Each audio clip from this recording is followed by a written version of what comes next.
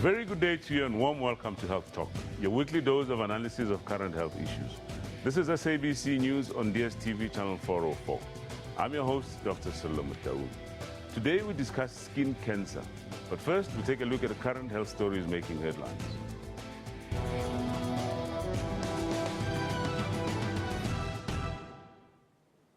The World Health Organization says the magnitude and complexity of the Ebola outbreak in West Africa has been underestimated. It has now infected well over 3,000 people, killing over 2,000 of them. It was an opportunity to rally the global community as the UN and its specialized health agency, the WHO, pushed for all hands on deck. These complexity add to the fast spread of the disease. We are not going to let go and say that we are going to let the outbreak have the upper hand. We cannot allow that to happen. Yes, it's going to be a big challenge, difficult. So that's why we need to talk to all the countries that can contribute.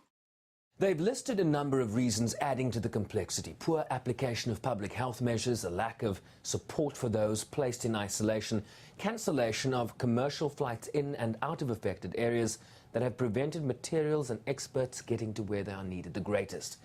But that did little to appease groups who have been battling this disease on the ground. Médecins Sans Frontières chief said declaring a public health emergency 6 months after the outbreak was too little, too late. We are in uncharted waters. Transmission rates are at unprecedented levels, and the virus is spreading quickly to Liberia's capital, Monrovia. Member states with expertise in biological threat response have been urged to immediately deploy assets with expertise in biohazard containment. Sherwin Brycepease, SABC News, New York. South Africa has seen the official opening of 2 state-of-the-art hospitals within a matter of a few days. On August the 28th, the Minister of Health, Dr. Aaron Motsoaledi, and Gauteng Premier David Makhura officially opened the 821-bed new Natalspruit Hospital in Vosloorus, east of Johannesburg. Then on Tuesday, September the 2nd, we witnessed yet another official opening by President Jacob Zuma and the Health Minister, this time of the 327-bed new Dr. Harry Surti Memorial Hospital in Upington in the Northern Cape. Wandile Mofokeng compiled this report. About 43 state-of-the-art hospitals are expected to be built across South Africa within the next 5 years. Over and above 260 new clinics will also be built by the National Department of Health, and 816 old hospitals across the country will be renovated, according to the South African Health Minister, Dr. Aaron Motsoaledi. He says his department deliberately built state-of-the-art hospitals in small towns and rural areas to provide quality services to the community. Amongst all hospitals, a hospital was built in Upington in memory of Dr. Harry Surti. The new hospital serves half of the Northern Cape province, as Upington alone has a population of about 700,000 people. The hospital was officially opened by President Jacob Zuma as part of government's infrastructural rollout program. Speaking at the opening of the 1 billion rand healthcare facility in Upington was the Premier of the Northern Cape province, Sylvia Elizabeth Lucas. We are migrating from a hospital that initially started as a 40-bed hospital and eventually ended as a 180-bed hospital. And now we are migrating to a hospital that in the end will be able to accommodate more than 300 patients in different areas of medical care.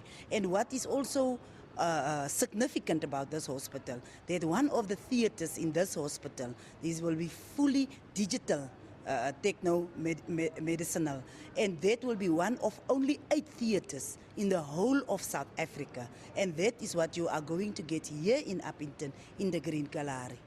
Previously, Upington residents had to travel more than 5 hours to Kimberley if they needed specialized treatment. Locals are excited about the new hospital, saying they are happy they no longer have to travel far to get medical attention. It is good that they have built a new hospital in Upington, because sometimes when you called an ambulance, it always came late. Dr. Harry Surti Hospital CEO Dina Bukes say in order for the hospital to have an impact in the lives of ordinary people, it is important that everybody working in the hospital must pull in the same direction. Bukes say technology is playing a vital role in terms of managing the supply of medicine in the hospital. When we came from the old Cordonia, everything was paper-based. And when we moved in here, a lot of the things were electronic. So that was a huge challenge. You know, a simple thing that happens where people forced a door open instead of just using the electronic system to open the door. The hospital boasts world-class facility including an audiology center, an eye clinic, and advanced trauma unit.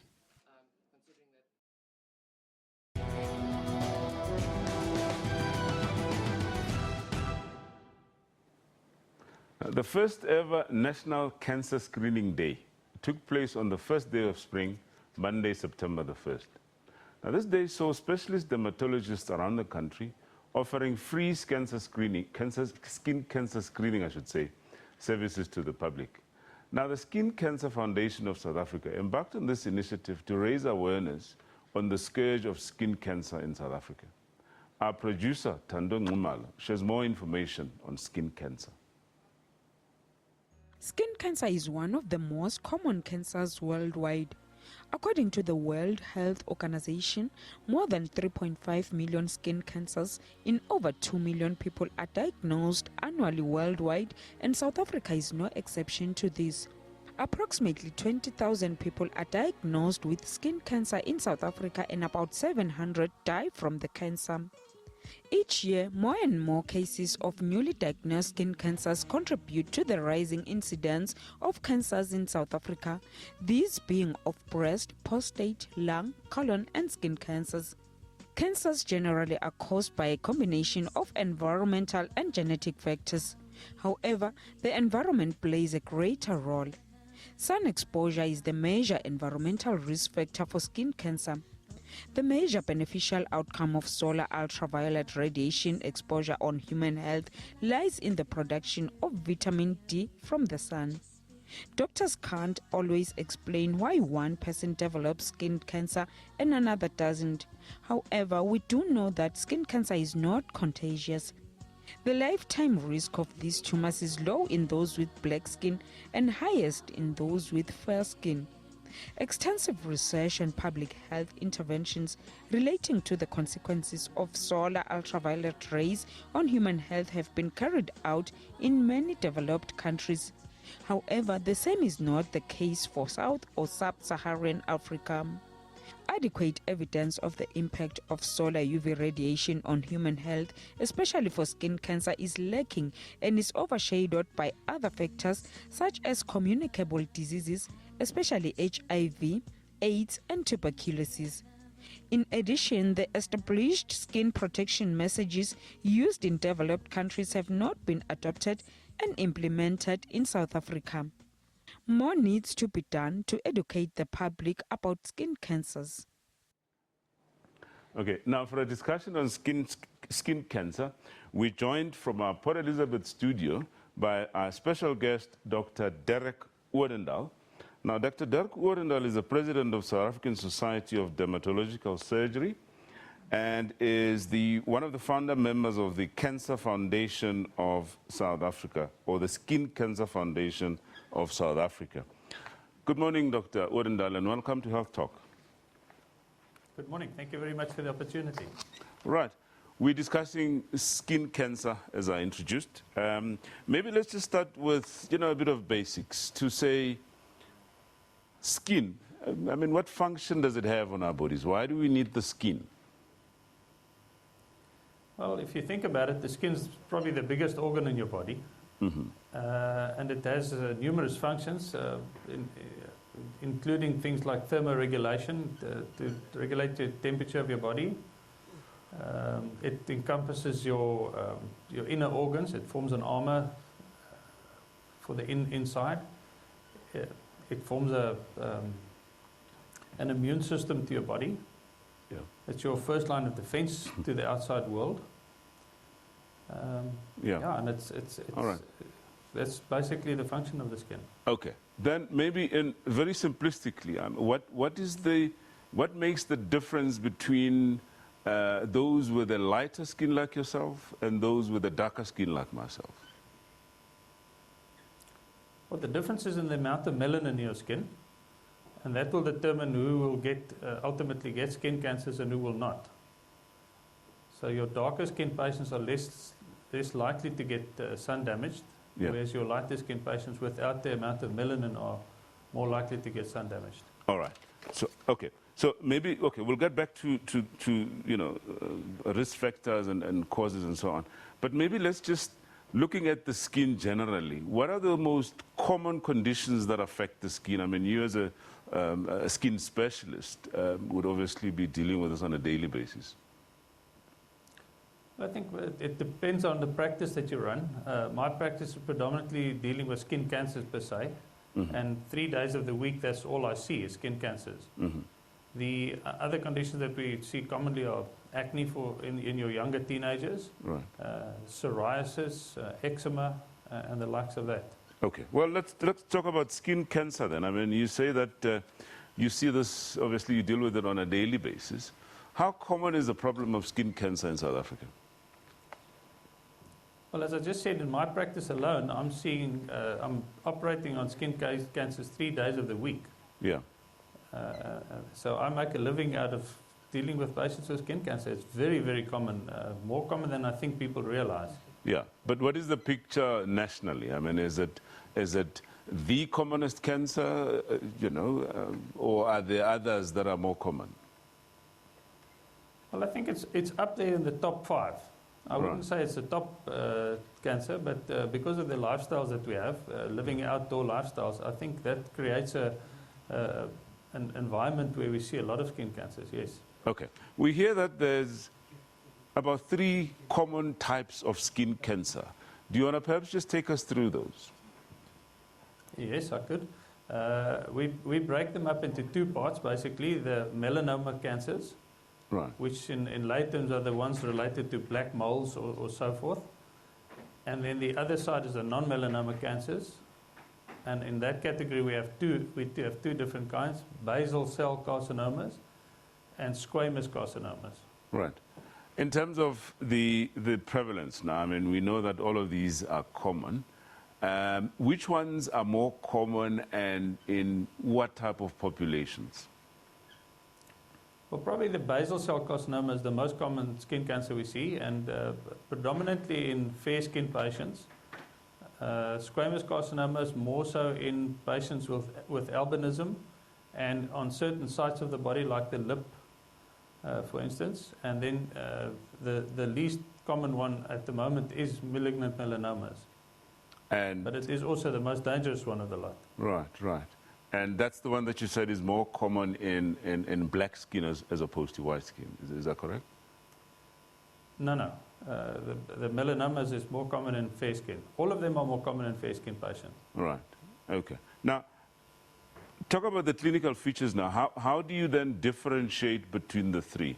Is there a way that you can see with the naked eye to say, this is more likely to be this one, this is more likely to be a basal, skin carcinoma and so on? Yes, each one of the 3 has a specific features. Your malignant melanomas are often confused with moles. They are most of the time dark lesions with irregular borders, multiple colors. They can be raised, they can be flat, and they look different to the regular colony of moles that a person may have on his skin. On the opposite side, the basal cell carcinomas are normally sores on the skin that don't heal, or small nodular lesions that form little blood vessels on the top. So for a clinician, we can often see the difference on examining the patient. The squamous carcinoma is usually also just an ulcerated sore that doesn't heal, and more prevalent in areas like on the lip, for instance, and other sun-exposed sites. All right.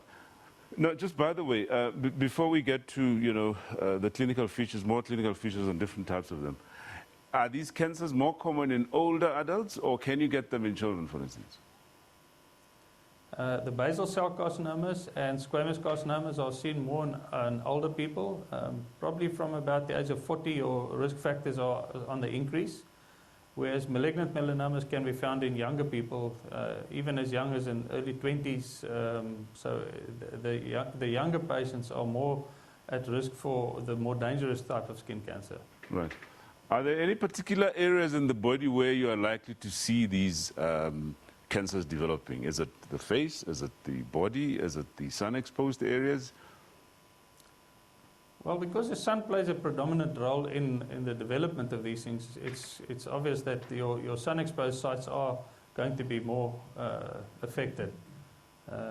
Your back, your legs, your face definitely, the head and neck area is definitely up there, high up there, especially for the basal cell carcinomas. The malignant melanomas more often on body parts, but usually on sun-exposed sites.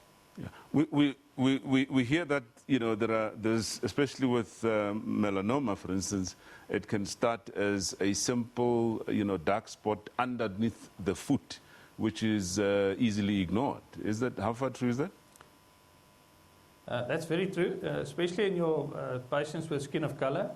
Your palm of your hand and your sole of your feet are the most likely spot for them to develop malignant melanomas.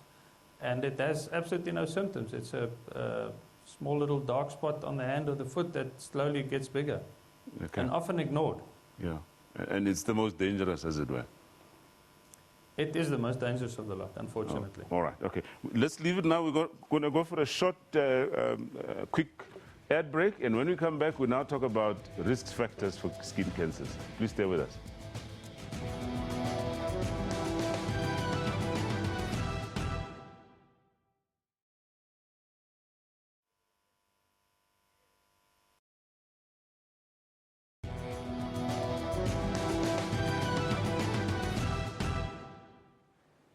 Welcome back. You're watching Health Talk.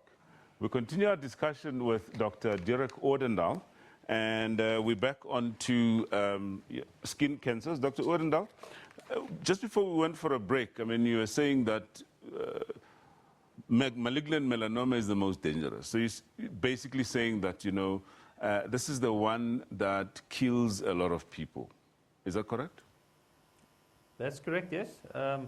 Your basal cell carcinomas and squamous carcinomas are most of the time only locally aggressive, so they will be destructive where they appear, as opposed to a malignant melanoma that has the risk for moving to lymph glands and other organs and ultimately killing the patient. Right, okay. So one could then deduce that many people die from malignant melanoma type of cancer as opposed to the other two. Absolutely, and the risk factor further is that it's not a cancer that's susceptible to radiotherapy or chemotherapy. So preventative treatment is our way to go. All right, yeah. Well, maybe before we get to preventative treatment, let's just understand what the risk factors are for developing these cancers. Maybe let's start from the biological factors. Are there any, you know, genetic factors that pose as risk factors to development of these cancers? For malignant melanomas, we have confirmed the fact that there is definitely a genetic predisposition to this. In fact, they've probably identified more than 4 to 5 genes that are carried from in families that make you susceptible to melanomas. The susceptibility to basal cell carcinomas and squamous carcinomas is still unsure. But we do believe there should be a predisposition as well. Yeah. But it's not as confirmed as with the melanomas. Okay. So anybody who's had a family member, be it, you know, brother, mother, sister, or so on, should be, you know, more vigilant, as it were. All right. Absolutely. Now, those immediately become high-risk patients.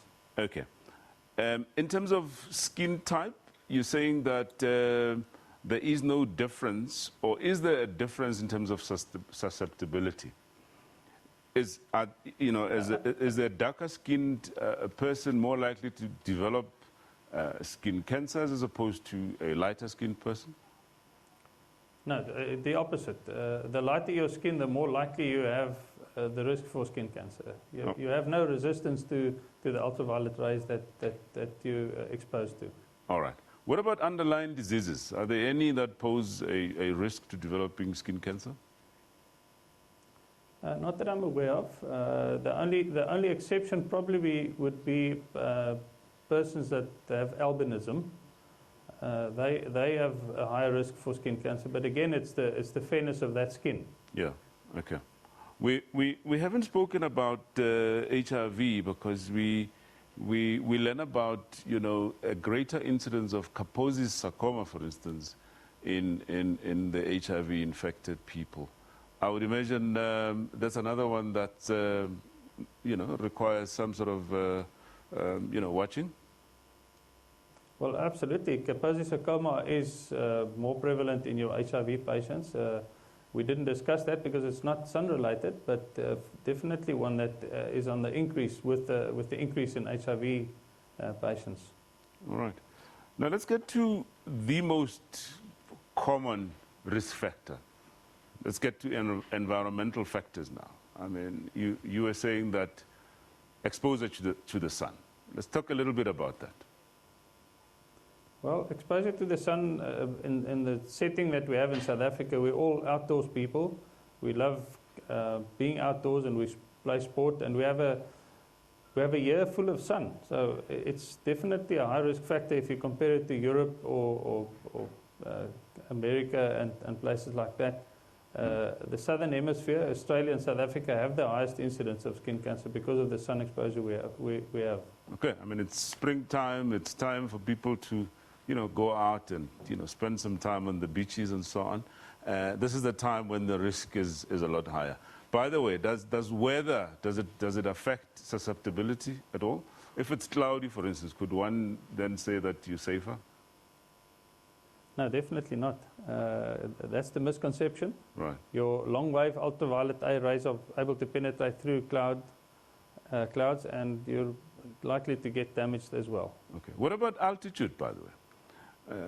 Is susceptibility higher in high altitude areas as compared to sea level? Yeah. For sure, you're closer to the sun, so the rays are more severe on high altitude areas. Right. Okay. Now, there's other practices that people do. I mean, people go out to the sun to get a tan.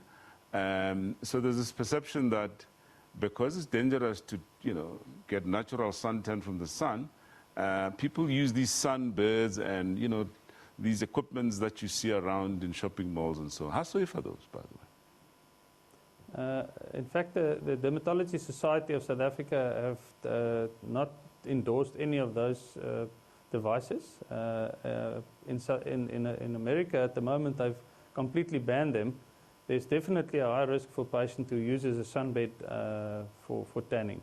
Mm-hmm. It's an uncontrolled amount of ultraviolet that you're exposed to, and definitely not to be advised. Okay. Let's just spend the last 2 minutes or so on children now. I mean, just now we said that, look, these cancers are obviously a lot more common in adults, but children do play out in the sun, and we often hear advice around using sunscreens and so on. Please take us through that. Well, you know what, I think your sun damage that you sustain in the first 25 years of your life is where your damage, that's going to predict who will have skin cancer in later life.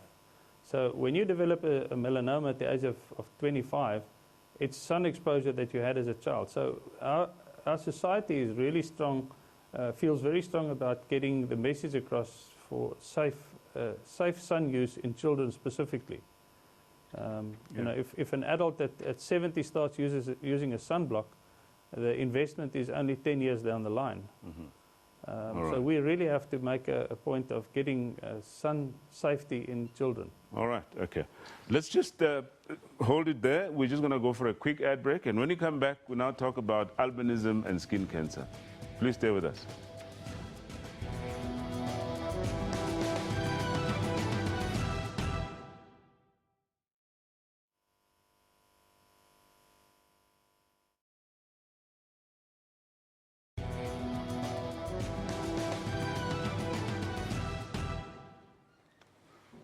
Now, September is Albinism Awareness Month. So joining our discussion with Dr. Derek Odendal is Mrs. Nomasonto Mazibuko, Commissioner and founder of the Albinism Society of South Africa. Mrs. Mazibuko, welcome to Health Talk. Thank you and good morning. Right. We're going to come back to you, but I just want to get back to our doctor in PE to just get a comment from him about exactly what albinism is. Dr. Odendal, I know that earlier we did talk a little bit about albinism. Now that we're focusing a lot more on albinism, can we just understand the differences now in the skin of people with albinism as opposed to other people that haven't got the condition? Yeah. Well, the obvious thing that we see in patients that suffer from albinism is that there's a lack of melanin, which is your pigment cell in your skin, and that's your natural protector against the ultraviolet rays of the sun. Okay. So it's really a condition of low melanin. Right. And how does absent melanin. Yeah. So they don't have melanin at all. They don't have melanocytes at all. Very little. Okay. And what brings that on? Is it an inherited condition? Or is there a genetic condition? Yeah. It's normally a genetic condition. Yeah. So it is not something that you can get from somebody else or get as a result of X, Y, or Z. It's simply an inherited condition. It's an inherited condition. All right. Now, in terms of people with albinism, are there any specific skin conditions that tend to be a lot more common in them than in others, perhaps? Well, because they've got absolutely no resistance to the sun, yeah. Squamous carcinoma particularly are prevalent in that society. And the cancers that we see in those patients are very, very aggressive, more so than in a patient who's got mild to moderate resistance with existing melanin. Mm-hmm. Okay, so squamous carcinoma is the more common one. What about the others? Do you see them at all? Yeah, you will get basal cell carcinomas and even malignant melanomas in those patients too.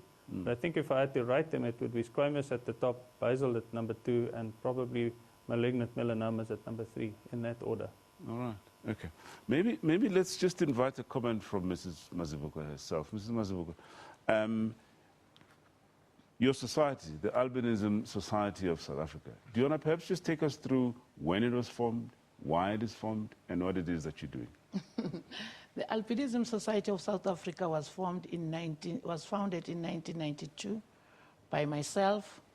And then what we do a lot of advocacy and teaching, and we form support groups, whereby in the support groups we have our members with albinism, their families, their friends, and the community at large.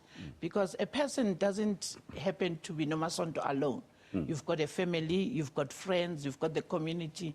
And in the community there's the church, there's the educational centers, there's the hospitals where you were born, and then you go through life, and there's a workplace whereby you interact with those people. So as the Albinism Society, we advocate and we teach our people, the whole community, why we are having albinism, yet I belong to Dr. Sillo. Why do I have albinism, and yet my parents don't have albinism? So what motivated you then to form this organization? The motivation was negative because I was not treated well at the workplace, because I was derived a post on a higher level. And it happened that at the very school I was teaching, my sister happened to be the principal of the school. Mm-hmm. After teaching 20 years in that school, getting a deputy principal post, people felt it was a nepotism, and they said, we cannot be led by sisters, and yet we cannot be led by a person with albinism. And they were saying it in the vernacular. Like you, doctor, I had taught in that school for 20 years with no problems. Mm-hmm. So there's a lot of, first of all, stigma attached to albinism in our society. But is that getting better, though? I would say yes. Yeah. Because the Albinism Society is 21 years and the attitudes of the people is changing. But you cannot teach tricks to older persons. The attitude of younger people is they are going to have a better life than us. But the situation is that government has also engaged with us as an organization. And the United Nations has now declared the 13th of June as Albinism Month worldwide. And us in Africa, we've been having this discrimination and this very difficult issue that albinism can cure certain diseases, albinism can bring luck, whilst the people say we are a curse to our families, but they feel traditionally that our body parts can be used for getting luck. Yeah, very scary stories. Now, obviously, you do advocacy to the general public. You increase awareness in terms of what albinism is and so on to help try and deal with the stigma issue. But what about the albinism, people with albinism? I mean, do you often get them together into groups? Just now we heard that people with albinism are more susceptible to developing skin cancers, for instance.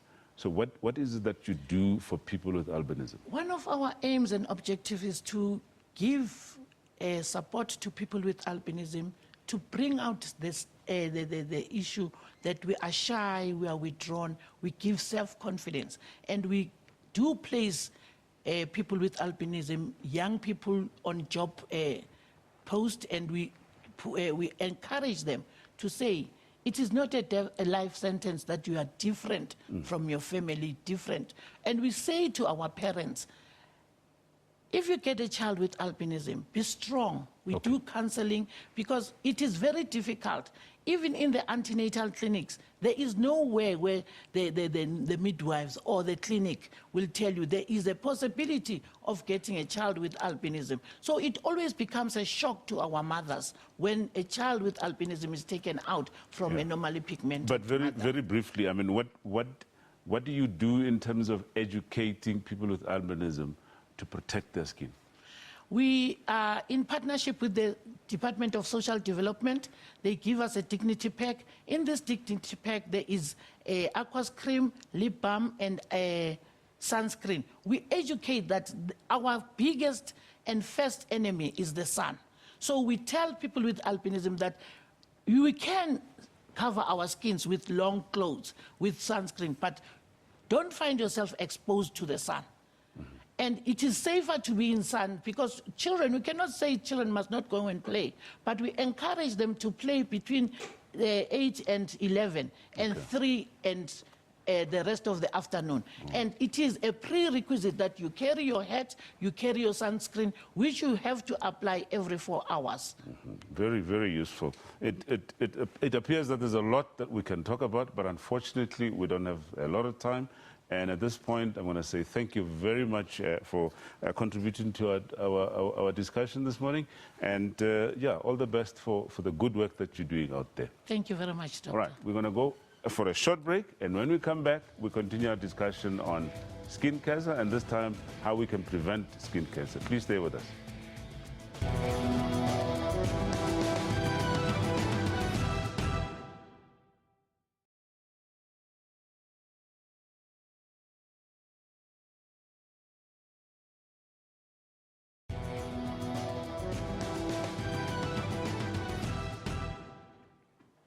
Welcome back. If you just joined us, this is Health Talk on SABC News Channel 404. We're discussing skin cancer. Now, skin cancer is said to be a highly preventable lifestyle disease and can often be completely treated if detected early. Simple, sun-safe practices and regular screening can save many lives. And nowadays, even your smartphone can be a very useful tool in screening for cancer. Take a look at this insert by our producer, Tamima Mbongan. Skin cancer affects about 1 million people all over the world, but it is preventable. Although your skin is designed to protect the body from harm, it should not be overexposed to the sun. A new smartphone app called Dr. Mall can help identify a little blemish that has a potential of turning into a big problem. After taking a picture of the mole, the user is presented with the color-coded risk level for each of these characteristics. The app can achieve and compare data to check for any changes in the mole. It will also remind the user when it's time to check for the mole again. It has a huge potential to revolutionize skin cancer treatment as it takes a more accurate picture of the skin and reducing the needs of invasive surgery. Changes in the moles are a common sign of malignant melanoma, one of the 3 main types of skin cancer. Melanoma can also develop in a normal-looking skin. To reduce your risk of skin cancer, the most important step you can take is to protect your skin from harmful UV radiation. Helpful tips include: avoid exposure to the midday sun. Wear protective clothing, for example long sleeves. Use sunscreen lotions. Family history of skin cancer. If one of your parents or siblings has had cancer before, you may be at increased risk of skin cancer. When treating skin cancer, the goal is to remove all of the cancer. Prevention is your best line of defense.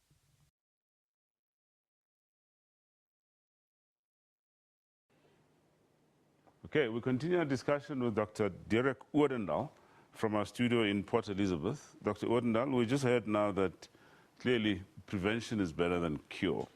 Now, let's for this segment, focus on prevention, okay? Clearly, we've spoken about sun exposure. Maybe let's start off by saying, I mean, are there any benefits for us being exposed to the sun? I think that summary, the previous snippet was a very good summary of exactly what we should be doing. Yeah. The benefits of the sun obviously has got to do with vitamin D synthesis, which Right. has ultimately got to do with bone strength. Right. But I think there's a misconception that we need a certain amount of sun per day to metabolize your vitamin D. Right. We get more than enough sun exposure during the day through windows of your cars and so forth. It doesn't require us to spend lengthy periods of time in the sun at all. Right. So there's no need to consciously say no that. Serious need. Yeah. There's no need to consciously say, I need now to boost my vitamin D levels. Let me go out in the sun. We get that naturally. Well, that's the misconception, I think. Right. Yeah. Okay. All right. Yeah. Now, so in terms of the optimum times, you know, if there's a need for you to go out to the beach and so on, are there safer times that you can, you know, go out and you know, lie on the beach? Yeah, perhaps, yeah? We need to try and avoid the midday sun because that's the harshest part of the day. Right. And do your work and your sporting activities and your beach visits, preferably in the early mornings and the late afternoons. Yeah. And if you are exposed to sun during the midday, make absolutely sure that you take precautions. Sit in the shade and wear your hat, wear your sunglasses, and do the sunblock. Right. Without any question. Let's talk about sunblock now. There's always issues around, you know, is it skin protection factor, this SP factor? Is it 30? Is it 50? Is it 20? Your advice? Well, it's taken the world a long time to standardize SPF factors. Yeah. The misconception there was that the higher the factor, people were under the impression that, say, a factor 100 was a 100% block, and that's absolutely not the truth. Right. So a couple of years ago, all sunblocks were standardized, and if you buy a factor 30 now, it means you can stay in the sun 30 times longer than without the sunblock and get the same amount of sun tanning.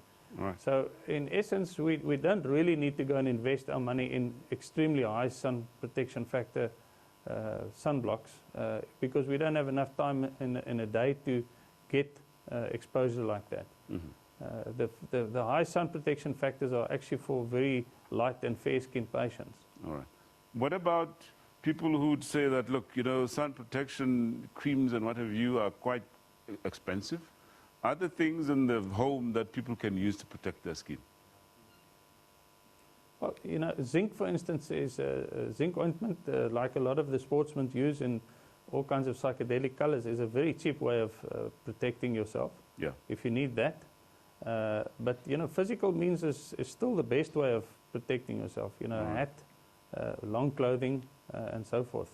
Okay. I don't think you need to go and buy the highest sun protection factor anymore. These sun Right. protection are all standardized, so you don't have to go buy a brand name or a very high factor necessarily. Okay.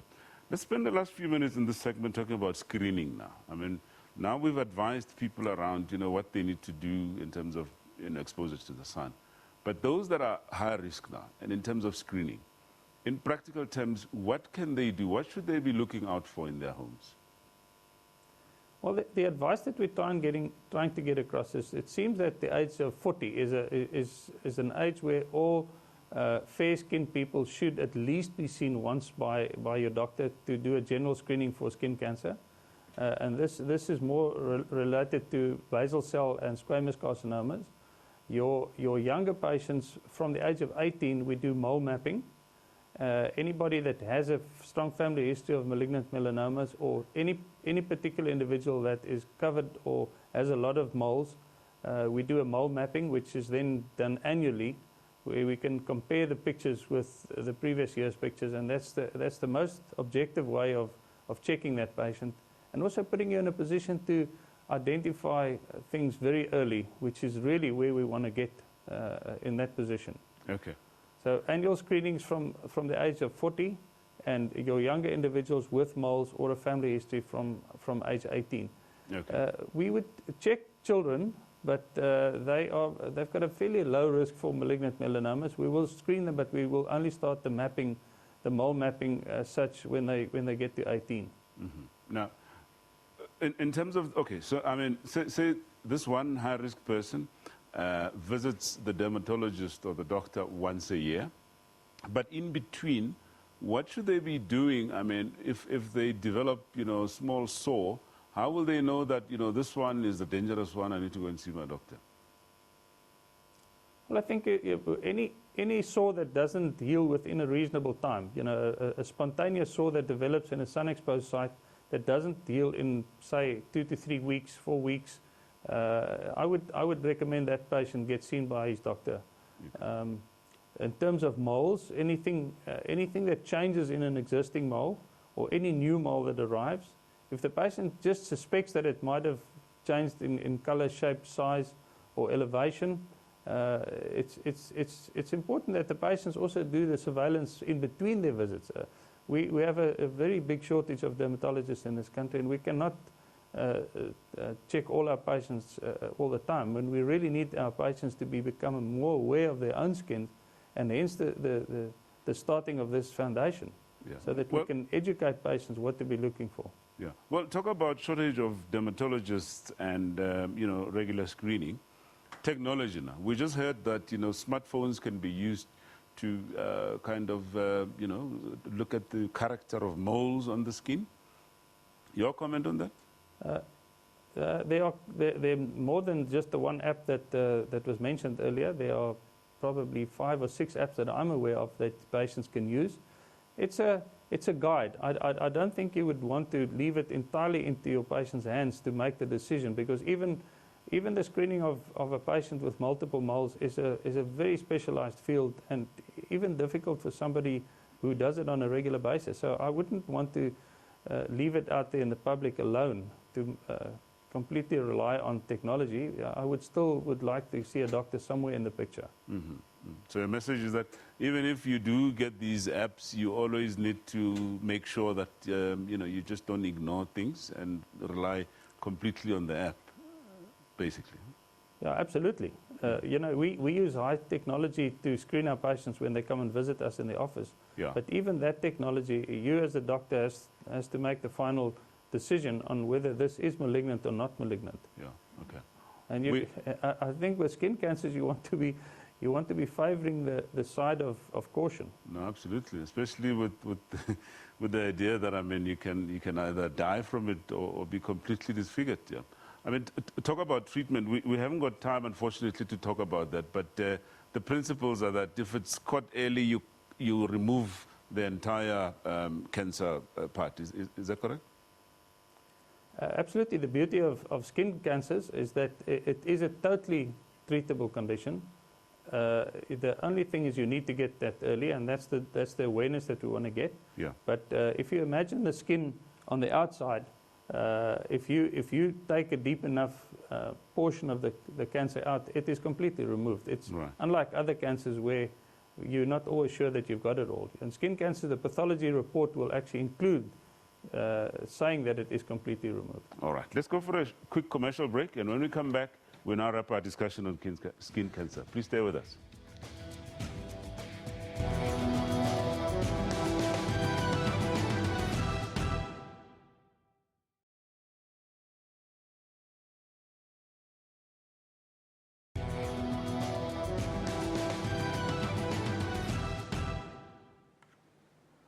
Welcome back. We wrap our discussion with Dr. Derek Odendaal from our studios in Port Elizabeth.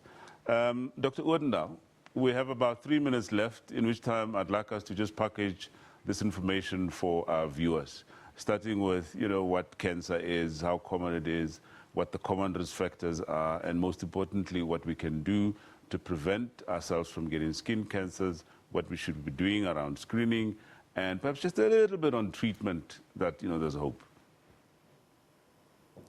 Well, I think the problem we have in South Africa is that the statistics that we're looking at are dated, probably dating back to the 70s and 80s. And we actually don't have an exact figure of how prevalent skin cancer in this country is. We assume that we're fairly close to what the Australians are, which would put us right up in the first 1 or 2 countries in the world. So it is a very common problem, and we have a serious need for educating and getting people to come forth with their skin issues. We advise patients to get screened annually from the age of 40, as I said earlier. We have one preventative treatment at the moment that we can offer our patients. If we do find somebody who has a lot of pre-malignant skin cancers, and that's photodynamic therapy. And it seems this is the route that we are going to be going in the future, where we will do photodynamic therapy, which is a red light treatment on a patient in a high-risk site if we find that he's continuously making skin cancers. So there's a little bit of hope for us in terms of that. But the emphasis of our society is to get the younger people to avoid the damage. That's really the message. Mm-hmm. We didn't have time to talk about the exposure to chemicals, the damage that it can do to our skins. Your comment on that, quickly? I don't have any comment on the chemicals, but I could perhaps just add that one of the latest findings is that infrared light, like we would get off television screens and computer screens, hair dryers and so forth, is equally damaging. We're just not sure if that's capable of just aging your skin, or if it's capable of actually turning it into cancer. That's still out for discussion. All right, okay. There we're going to have to leave it. Dr. Derek Odendaal, thank you very much for your contribution. That was Dr. Derek Odendaal from the Skin Cancer Foundation of South Africa. And I'm afraid that's how we come to the end of our show this week. And for more information, you can get information from the Skin Cancer Foundation of South Africa at the address that's displayed on your screen. Currently, it's www.skincancerfoundation.org.za, or simply call them at 011 469 3016. Okay, that's all we had for you this week. Remember that you can watch us during our repeat slots at 2 p.m. and 10 p.m. every Saturday. We'll be back next week, same time, and until then, please do take care. If you do go to the beach, remember, please use sunscreen. Take care.